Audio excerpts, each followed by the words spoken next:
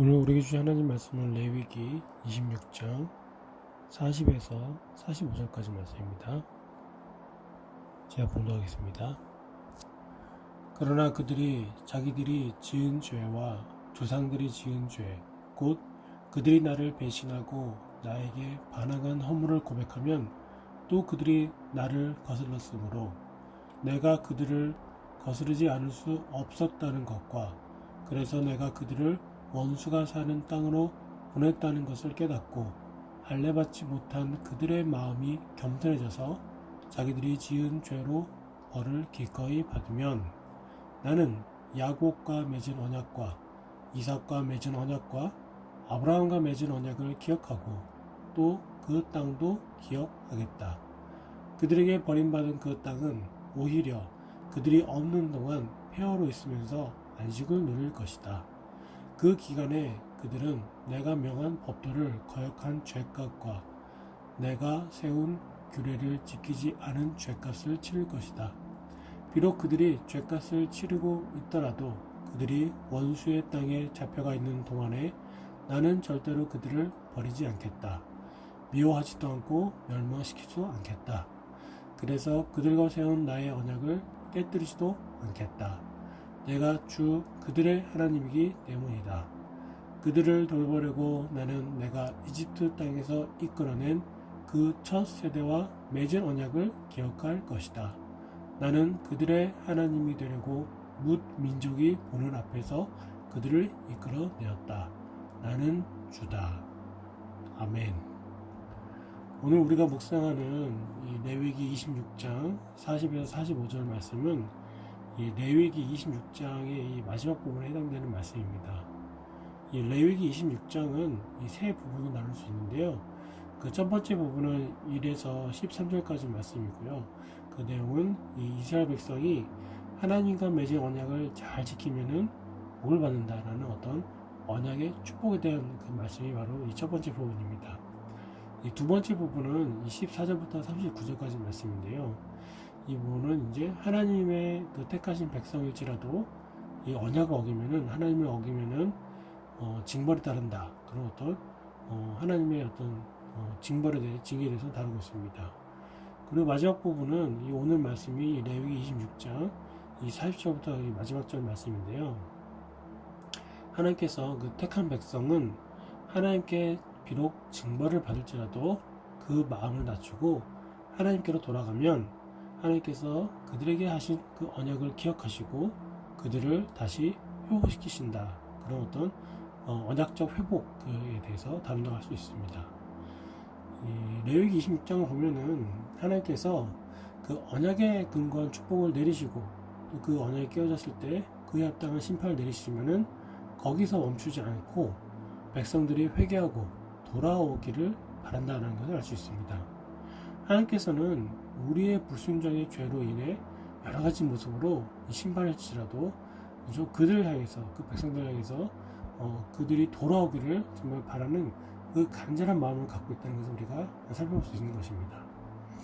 하나님께서 베푸시는 축복의 은혜, 그 회복의 은혜를 누리기 위해서는 첫 번째로 필요한 것이 먼저 자신이 지은 죄, 그 죄악으로 인해서 형벌을 받았음을 이제 솔직히 인정하는 것입니다. 이 40절 말씀 보면은 그들이 자기들이 이 지은 죄와 조상들이 지은 죄, 곧 그들이 나를 배신하고 나에게 반항한 허물을 고백하면이라고 되어 있습니다. 하나님은 백성들이 지은 죄와 조상들이 지은 죄를 고백할 것을 말씀하십니다. 이 죄의 고백이 왜 중요합니까? 죄를 고백한다는 것은 이 죄악에 대해서 이 자각하고 인정하는 것을 말합니다. 이 잘못을 알고 그것을 깨닫고 그대로 이제 고하는 것이지요. 하지만 이스라엘 백성들은 자신들이 지은 죄와 조상들이 지은 죄에 대하여 무감각했었습니다. 죄를 깨닫지도 인정하지도 않은 것이지요. 죄를 인정하지 않는다는 것은 죄가 죄인지도 모르고 죄에 대해 그저 변명하고 합리화했다는 것을 말합니다. 하나님은 이 죄를 지은 백성들이 마음을 낮추고 하나님께로 돌아오기를, 마음을 돌이키기를 바라십니다. 하나님은 죄악에 대해 변명하지 않고 거짓말하지 않고 합리화하지 않고 사실대로 낱낱이 주님께 고백하기를 바라십니다. 모든 죄는 하나님께 지은 죄입니다. 모든 죄는 하나님을 향한 죄입니다. 죄를 고백하면 내 안에 있는 어두움을 인정하고 그것이 제거되기를 바라는 그런 간절한 마음으로 하나님께 나아가는 것을 말합니다. 기쁘시고 의로우신 주님께서 우리 죄를 용서하시고 우리의 어둠을 모두 물리치셔서 이 빛이신 그분과 사귐이 가능해지는 것입니다. 우리가 죄를 고백할 때 주님께서는 우리의 믿음의 조상과 맺으신 그 언약을 기억하셔서 우리를 미워하지도 버리지도 않으시고 회복시키십니다. 주님은 우리의 하나님 되심을 단 한 번도 저버린 적이 없기 때문이지요. 우리가 그런 주님 앞에 항상 회개하는 날들을 간절히 소망합니다. 그리고 하나님께서 베푸시는 은혜, 회복의 은혜를 누리기 위해서는 두 번째로 하나님께서 내리시는 그 고난과 형벌을 피하지 않고 달게 받아야 하는 것입니다. 41절 말씀을 다시 볼까요? 내가 그들을 거스르지 않을 수 없었다는 것과 그래서 내가 그들을 원수가 사는 땅으로 보냈다는 것을 깨닫고 할례 받지 못한 그들의 마음이 겸손해져서 자기들이 지은 죄로 벌을 기꺼이 받는다라고 말하고 있습니다. 죄는 이 고백하는 것으로만 끝나지 않습니다. 죄의 대가를 감내할 수 있어야 합니다. 이것은 죄를 인정하고 겸손한 마음을 갖는다는 것을 의미합니다. 그럴 때야 비로소 회복이 일어나는 것입니다. 하나님은 징계를 통하여 그분의 공의와 사랑을 나타내십니다. 그분의 징계를 받는 것을 마냥 두려워하고 피하려고 할 필요는 없습니다.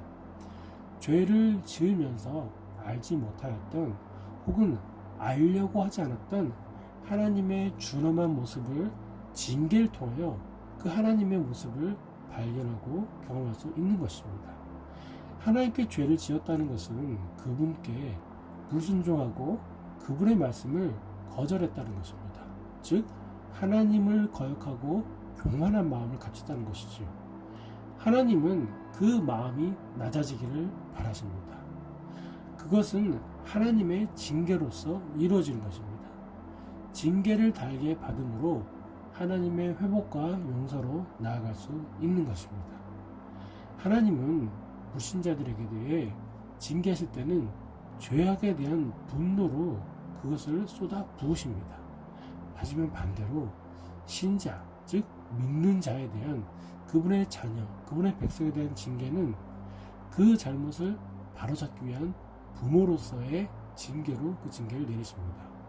히브리서 12장 8절 말씀에 징계는 다 받는 것이니 너희에게 징계가 없으면 사생하여 친아들이 아니다라고 기록되지 않습니까? 징계의 목적, 하나님의 징계의 목적은 우리에게 의와 평강을 주시기 위해서 그 징계를 내리신 것임을 우리가 잊지 말아야 할 것입니다. 궁극적으로 회복의 은혜를 주님께서 누리게 하시기 위하여 그 징계를 우리에게 내리는 것입니다. 우리 주님은 회복의 하나님이십니다. 자기 백성을 버리지 아니하시고 또 한 번 맺은 언약을 잊지 않으시고 영원히 기억하는 분, 그분이 바로 우리 하나님입니다. 그 언약에 근거하여 백성들을 축복하시고 그들이 잘못된 길을 갈 때 바로 잡아 주십니다. 이 하나님이 우리의 하나님이라는 것이 참으로 감사하고 기쁩니다. 우리 모두가 회복의 하나님을 기억하기를 원합니다. 우리에게 잘못이 있다면 솔직히 그분께 회개하고 또 그분께서 베푸시는 의로운 징계도 담대히 감당하며 주님께 나아가는 축복된 인생길을 걸어가는 우리 모두가 되기를 주님의 이름으로 소망합니다. 기도하겠습니다. 거룩하신 주님, 주님께서는 택하신 백성을 축복하시고 또 회복시키시는 주님이십니다. 자기의 죄를 자복하고 인정하고 또 낮은 마음으로 주님께서 주신 형벌을 기쁘게 감당할 때 주님께서는 비로소 회복의 은혜를 경험케 하실 것이며 또 비로소 우리 삶 가운데 많은 정말 차고 넘치는 의와 평강의 열매가 맺히게 될 것을 믿습니다. 우리 모두가 참된 회개의 길로 나아가는 그러한 삶을 살 수 있도록 성령께서 깨닫는 축복과 능력 부어주시기를 간절히 소망합니다. 이 모든 말씀을 살아계신 우리 주 예수 그리스도의 이름으로 기도합니다. 아멘.